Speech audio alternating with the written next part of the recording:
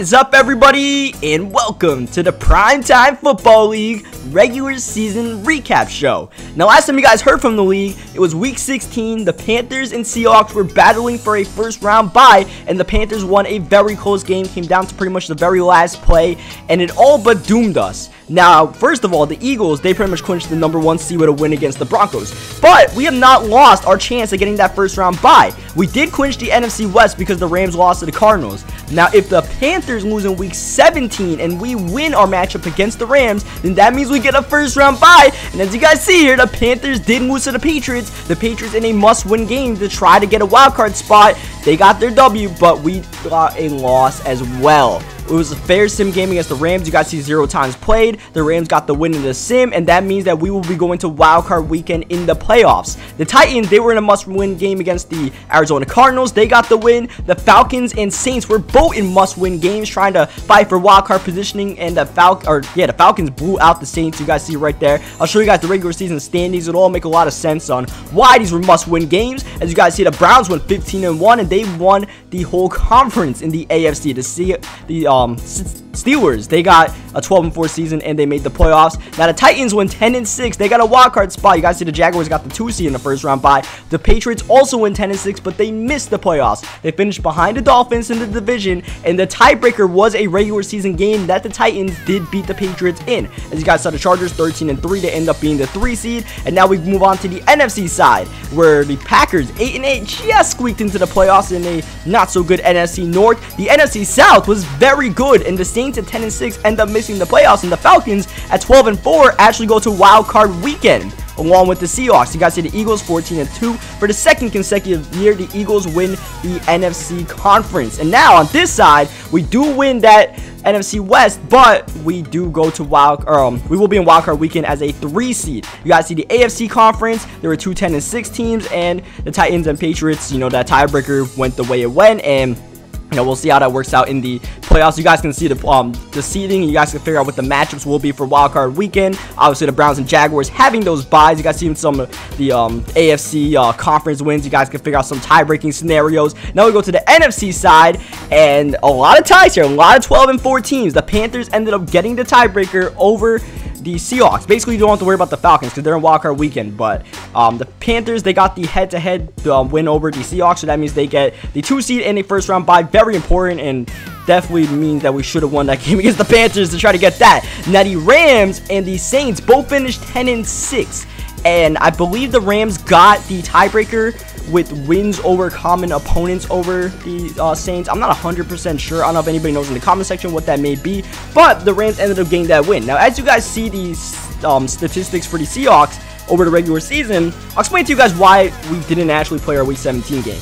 Now, you guys probably remember when I played the Rams, the 2 times that we played them so far, that I mentioned that the guy that played with the Rams, Brian, good friend of mine, and you know, he was battling for a spot in the playoffs. He needed that win, and I didn't really push to play that game.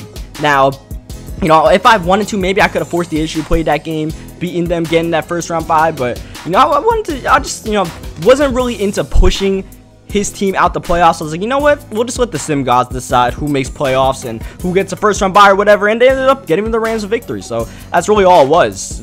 Fair sim gods just decided that whole thing. And really, the best scenario would have definitely been for us to win our week 16 game, but we kind of slacked off, and that one ended up getting the loss, and the Panthers ended up getting that first round bye. So definitely could have been playing that a little bit better if I wanted to help the Rams get in the playoffs. But you know, if we played that game, I would have definitely tried my hardest to get that first round bye. But nonetheless, we go into wildcard weekend, and oddly enough, we will be facing the Rams in the first round of the playoffs. So we'll see how that works out. Maybe the Rams actually eliminate us. Wendell Smallwood went over 2,000 yards rushing. You guys saw the passing leaders. I believe this is the 2nd consecutive season Andrew Luck led the league in passing, but also a high amount of interceptions, which also happened last season. Crowell and Wendell Smallwood both having tremendous seasons. Thomas Rawls with 18 touchdowns on the ground. That's very impressive. Russell Wilson was also, I believe, 3rd in passing yardage, so that's very good, but nobody really went very high in passing. Like, you guys see 5,000 yard seasons from Drew Brees almost every season. No one really went to that mark. And speaking of Drew Brees actually switched teams midway.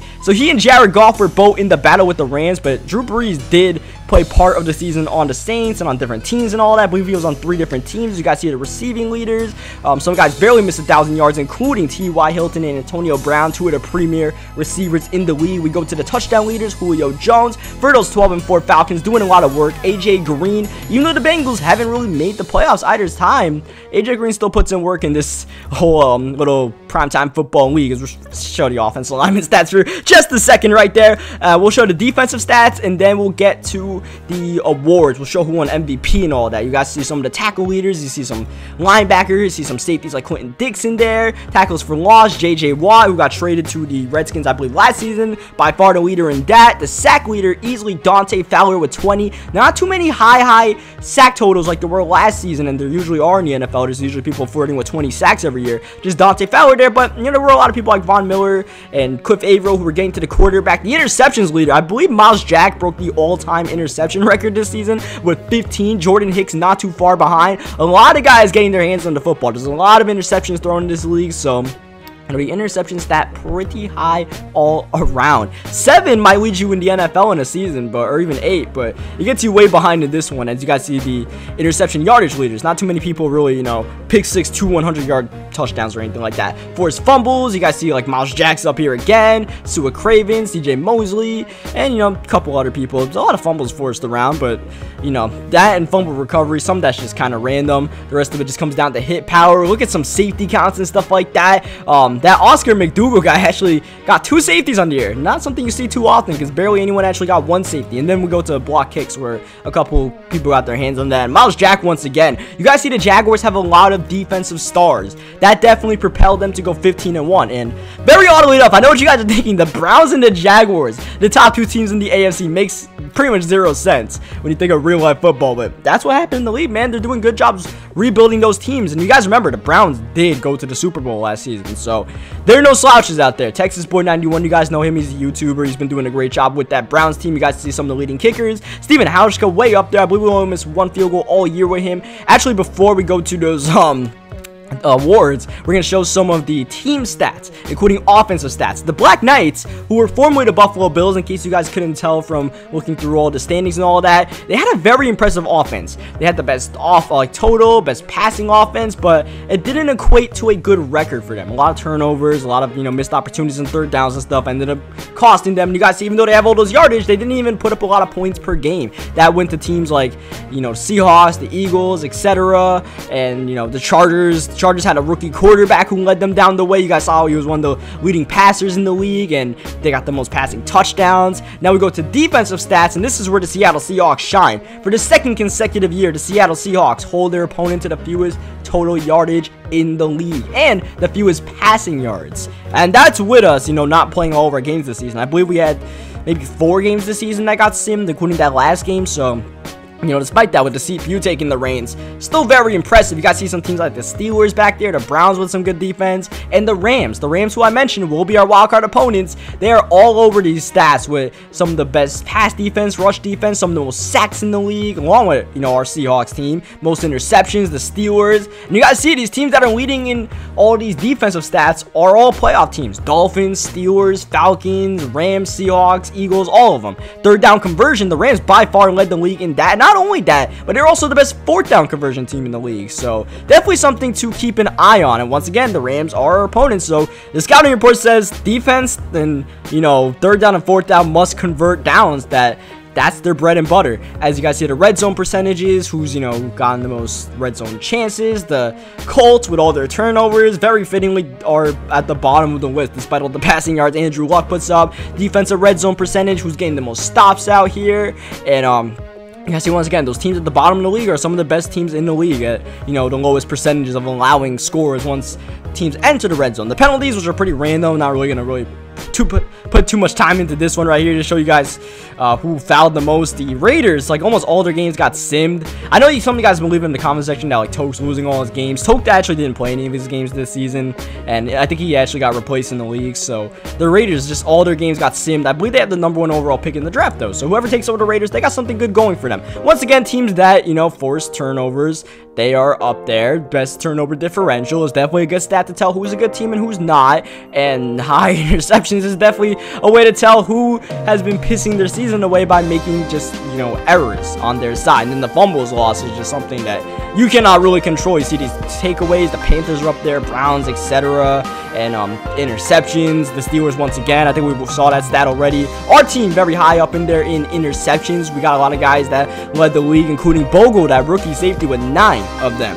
And Deshaun Shedd, Earl Thomas, Bobby Wagner, all those guys. Now we go to the awards, including MVP for the 2nd consecutive year, going to Isaiah Crowell. He and Wendell Smallwood just seem to be battling for this award every single year. Once again, running backs dominating the list. I believe 5 of the top 6. The only one that didn't go to a running back was that rookie quarterback for the Chargers. The coach of the year right here, you guys see the little battle. Actually, missed who got it. We're going to go back up here. Hugh Jackson of the Browns got it. And 15-1 season, and the top team in the AFC, that'll definitely get you that. Offensive player of the year, that's not too much of a surprise that Isaiah Crowell, the league MVP, ended up getting offensive player of the year. But how about Derrick Henry? Got traded to the Dolphins last season, and now this year is really starting to get out there, starting over Jay Ajayi, making a lot of plays. Defensive player of the year. You guys see Miles Jack with those 15 interceptions, not too much of a surprise. And then Dante Fowler on top of that. Like I mentioned, the Jaguars, a lot of defensive firepower. The rookies of the year, a lot of these people just renamed their quarterbacks and, like, you know, their rookies and all that. So you guys see some really silly names out here. I'm not gonna really go over all of that, but you guys see I don't even think it says the position of these guys, so it's kind of weird. I wish it would show the positions so you guys would know. It's kind of hard to tell what these rookie guys do play. Best quarterback, best running back. There's Crowell once again. That's definitely going to get Isaiah Crowell a lot of XP winning all these awards. The best receiver going to Allen Robinson of those Jaguars. So it's not just defense. They also got some guys on the offensive end. Then AJ Green, Amari Cooper, even though the Raiders games got Sam Cooper still really good. Best offensive lineman, Joe Thomas got that award. I really don't know how they determined the best offensive lineman, to be honest, but they did it. And then Joe Thomas got it. Dante Fowler and that dude from the Jaguars as well. Top 2 positions to the Jags. Somehow Miles Jack did not get best linebacker. It actually went to Ryan Shazier. Don't really know how they determined that. Justin Houston, even though he's aging, still doing very well. Best defensive back went to Devin McCourty. That's a little bit of an upset right there. You wouldn't think Devin McCourty, as he's aging into CFM at a 79 overall, would get that, but he did. And then the best kicker, just some random people here. You guys see Justin Tucker. There's some familiar faces, and then the guy with the Chiefs, I honestly don't know who he is. Now we go to the NFC side. This is going to be the final part of this little regular season show before we move on and, you know, finish the little video right here. So, see Todd Gurley, you guys see Latavius Murray, Wendell Smallwood, as you would expect up there, Devontae Freeman, big time season for those Falcons, Jordan Hicks, the defensive player of the year, Alec Ogletree, we got some Seahawks, Eagles, Panthers, Rams, just the teams that have been playing great defense all season and just pretty much dominated that list right there. Then you got Deion Jones of the Falcons as well, 2nd year, really bursting out. Offensive rookie of the year. The Giants went 9-7, and part of that was because of that rookie quarterback duo that we faced earlier in the season. So they have 3 rookies in there. So the Giants definitely doing some right things for next year. Not exactly this year since they missed the playoffs. Defensive rookie of the year actually goes to Bogle, that strong safety that we ended up drafting in the first round of last year's draft. So that was big right there. And it got Bogle a lot of XP, trust me. That dude had like almost 40,000 XP from when week 17 happened to the first round of the playoffs. So that was very impressive. Russell Wilson almost wins best quarterback in the division, and the Rams had 2 guys in this top 10, Jared Goff and Drew Brees, including Brees actually winning the whole thing. Carson Wentz in his 2nd year,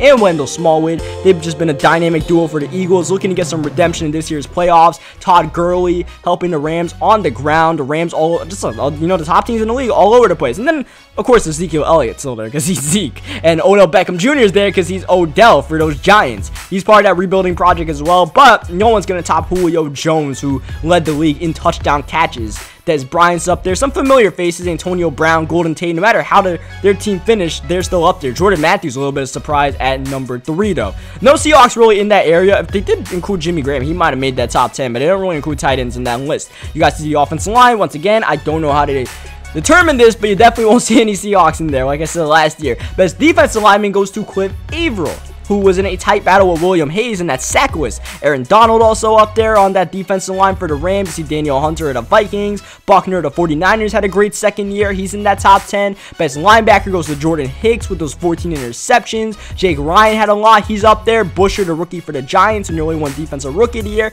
He's in there. Bobby Wagner on our team. Best defensive back goes to the defensive rookie of the year, Bogle. And then on top of that, I believe that's a rookie in 2nd place, Butch Mayback. So some impressive young guys in this league. And Deshaun Shedd somehow stuck into that top 10 as well. We had 3 Seahawks in there. And you guys know that Legion of Boom won the strength of the Seahawks team, and also apparently our kicking team. We got Steven Hauschka at the top there. I thought he should have won it last year, so I'm happy we got it with Hauschka this year. We only missed 1 field goal, so that gets us on the top of the list, and that's the last award we're going through. So leave a like on the video if you guys enjoyed this little, you know, regular season recap show. And the next time you guys see us in the Primetime Football League, it's going to be playoffs, wildcard weekend against the Los Angeles Rams. So I'll catch you guys for that game.